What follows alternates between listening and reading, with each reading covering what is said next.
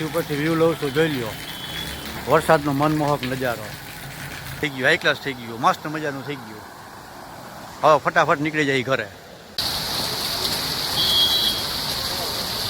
બાકી બે પણ સાઈડમાં જા કુટી ડૂબી ગયેલી છે, જોઈ લ્યો. હવે આપણે અહીંથી જો જય દ્વારકાધીશ મિત્રો, કેમ છો બધા? મજામાં જશો ને એવી આશાથી ફરી એક નવો વિડીયો ચાલુ કરી દીધો. તમારું બધાનું હાર્દિક સ્વાગત છે. અને વરસાદની સિઝન વાવણી થઈ ગઈ છે. મારા વાલાએ મહેરબાની કરી દીધા છે. અત્યારે હું ઉપેટા જાઉં છું, કારણ કે આપણે ગુજરાતીઓને ભાઈ વરસાદ થાય અને ભજીયા ના હોય એવું તો બને જ નહીં. એટલે ભજીયા હાંજે બનાવવાના છે ને માલ થોડોક લેવા જવાનું છે. અને વરસાદ અત્યારે માનો છેલ્લા 1 કલાકથી ચાલુ છે સતત. અને અત્યારે હું અહીંયા ઊભો છું તો કે જરીક વિડીયો અત્યારે હું આવી ગયો છું ઉપલેટાના બાપુના બાબલા ચોકની અંદર. આ બાજુ સાઈડમાં ભરાઈ ગયું છે, રસ્તામાં ઊભો છું કારણ કે ભાઈ વરસાદ ચાલુ વરસાદ ધીરે ધીરે જો ગાજવા માંડ્યો છે જોરદાર. હું ચટણી લેવા વધારે વરસાદ આવે ને આપણે ગાડીમાંથી વરસાદ ચાલુ છે અત્યારે જોઈ લો. પેલા હે ને ફટા રસ્તા ઉપર પાણી પણ એટલું ભરાણું છે આ ચોકની અંદર. જોઈ લો પાણી અહીંયા 4 વ્હીલર ટ્રાફિક છે, જગ્યા ટ્રાફિક છે. બાપુ બાપલા જો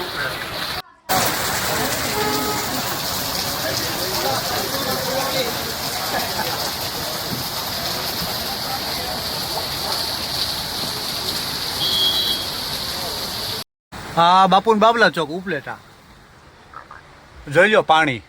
આ રસ્તો સીધે સીધો ગાધાન ભાઠા બાજુ જાય. અને આ ટ્રાફિક કારણ કે વરસાદ વાતાવરણ થઈ ગયું, બધે ભજીયા ખાવા આવ્યા. સામે મયુર ભજીયા છે, ઉપલેટાના ફેમસ. જોઈ લો સીન ઉપલેટા ગાંધી ચોક.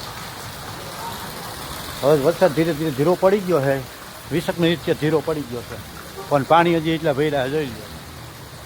અને હવે આ તમને બતાવું છે રાજમાર્ગ છે ને, ગાડી મેં એક તો આપણે કાચા ડ્રાઈવર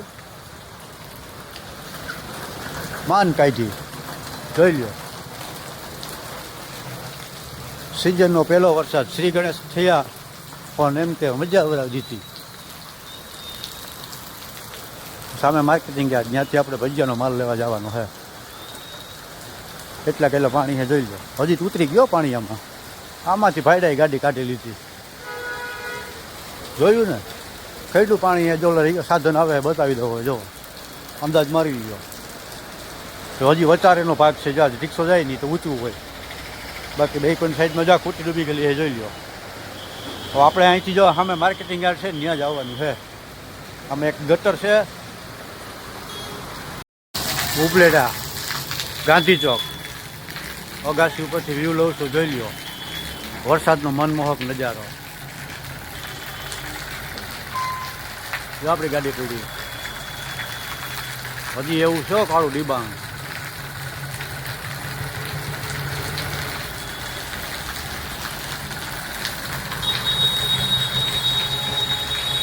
માલ બધો લઈ લીધો છે બરોબર.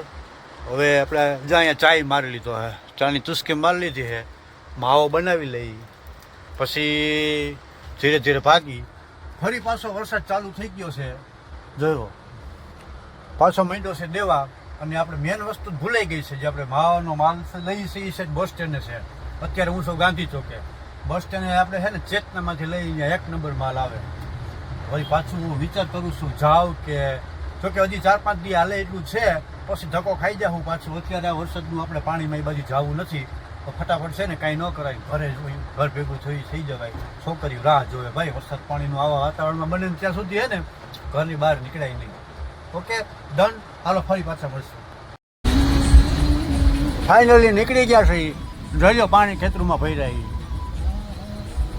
મસ્ત મજાની વાવણી થઈ ગઈ છે ભાઈ. અને આપણે ઉપરાથી ધીરે ધીરે ઘર તરફ નીકળી ગયા છીએ. મતલબ 1 કિલોમીટર આગળ નીકળી ગયા. જોઈ લો પાણી. એટલે આ છૂટે છૂટ ગાડીઓ જાય આમાં માટે. આ બે બાજુના સેલા ચાલુ થઈ ગયા, જોઈ લો. જ્યાં સેલા છે ને બે બાજુના ચાલુ થઈ ગયા. રોડને બે બાજુ હોય ને એ 3 ઇંચ વરસાદનું અનુમાન છે અંદાજી. તો 3 ઇંચ પાણી પડી ગયું છે ભાઈ આપણે. અને હજી વરસાદ ચાલુ છે.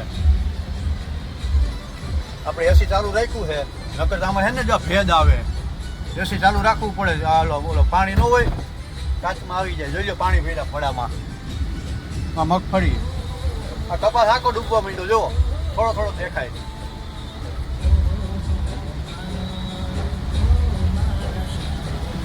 ગીત ચાલુ છે, હવે થોડો ધીરો કરવો જોઈએ ને કે કોપીરાઇટ આવી જાય. 4 વ્હીલ લઈ લીધું છે આપણે. કાયમ આવે હો ભાઈ, વરસાદનું કામ હોય ને તો કાંઈ ટેન્શન જ નહીં. ઠંડી ન લાગે, પરલી નહીં. નકા વરસાદ હોય ને ગાડી હાકી જ ના હાકી, હાઈકમાં એવા સાટા લાગે. ખેડૂતો અટાણે જગનો દાતો ભાઈ રાજી રાજીના રેડ થઈ ગયો છે. કારણ કે છેલ્લા લગભગ 15 દિવસ ત્યાં રાહ જોતા હતા વરસાદની, અને હવે ફૂલ જરૂર હતી એમ. હવે કદાચ વરસાદ ન આવે 2-5 દીમાં તો પછી ક્યાંય ને ક્યાંય ખેડૂતોના પાકને નુકસાનીની ભીતિ હતી એમ.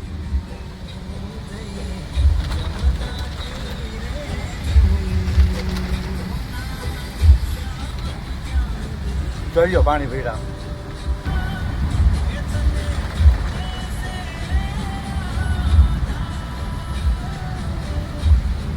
ફાઇનલી હું મારા ઘરે આવી ગયો છું. આપણી ગાડી પડી છે અને મારા વાડીએથી આવતો માર્ગ છે આ, બરાબર. આ માર્ગનો એક વ્યૂ લેવા આવ્યો છું અને ખબર એ પડી જાય સીમની અંદર કેવો વરસાદ છે. માર્ગ આવી ગયો છે, માપે માપે આવ્યો છે. બહુ હજી એવું બધું નથી આવ્યો, પણ છતાંય વાવણી લાયક વરસાદ થઈ ગયો છે. અને આ મગફળી સામે તમને દેખાય છે. આ મગફળી ઓછામાં ઓછા મારા ખ્યાલથી 1 મહિના દિવસની થઈ ગઈ છે. તેમાં કોઈ પાણી પાયેલું નહોતું, એમાં પાણી હાલતા થઈ ગયા. એટલે વરસાદ બહુ સારો પડ્યો છે, બહુ સારું પાણી પડી ગયું છે. અત્યારે ખેડૂતોને એમ કે શાંતિ થઈ ગઈ એમ. જોઈ લ્યો આ નજારો. આ સેવંતરા ગામ છે, આ વાવડી રસ્તો જાય. બહુ સારું થઈ ગયું, હાઈ ક્લાસ થઈ ગયું, મસ્ત મજાનું થઈ ગયું. હવે ફટાફટ નીકળી જાય ઘરે. તો ફાઇનલી ભાઈ આપણે ઉપલેડાથી ઘરે આવી ગયા છીએ અને સાંજ થઈ ગઈ છે. મસ્ત મજાનો વરસાદ પાણી થઈ ગયો છે, વાવણી લાયક વરસાદ થઈ ગયો છે. વાવેલ પાક છે એને પણ જીવતદાન મળી ગયું. ખેતરમાંથી પાણી હાલતા થઈ ગયા છે. ચોમાસું વરસાદી માહોલ છે, ઠંડક પ્રસરી ગઈ છે. અને આની અંદર ગુજરાતીઓ ભાઈ ભજીયા વગર ના હાલ્યો. તો ઘરે આવી ગયો છું અને ભજીયા બનાવવા વર્ગી ગયો છો. એટલા રહ્યા છે. છોકરી જમવા બેસી ગયું છે વાં, અને અહીંયા તો સ્ટોક થઈ ગયો છે. આ ઘાણમાં ઉતરવાની તૈયારીમાં છે. ભજીયું તો હે ને ભાઈ, વરસાદ થાય એટલે ગુજરાતીઓને ભજીયું તો જોઈ. ભજીયા વગર જામે જ નહીં. તો ફટાફટ ભજીયા બને એ પહેલાં ઉતારી લઉં. આના પછી એક ઘાણું છે પાડી, પછી મસ્ત મજાનું જમવા બેસી જાઓ. તમારે જમવું તો આવી જાઓ ને. તમારે કેવો એ વરસાદ છે અને કયા ગામથી તમે મારા વિડીયો જોવો છો, તમે ભજીયા બનાવ્યા કે નથી બનાવ્યા જરી કોમેન્ટમાં કહી દેજો. રાધે રાધે. હાલો, મસ્ત મજાના હે ને ભજીયા બની ગયા છે, બરાબર. અને વાતાવરણ એમ કહું ઠંડુ, એકદમ મસ્ત મજાનું ઠંડુ થઈ ગયું. પંખો ધીરો રાખવો પડે અને ઝરમર ઝરમર આવે વરસાદ.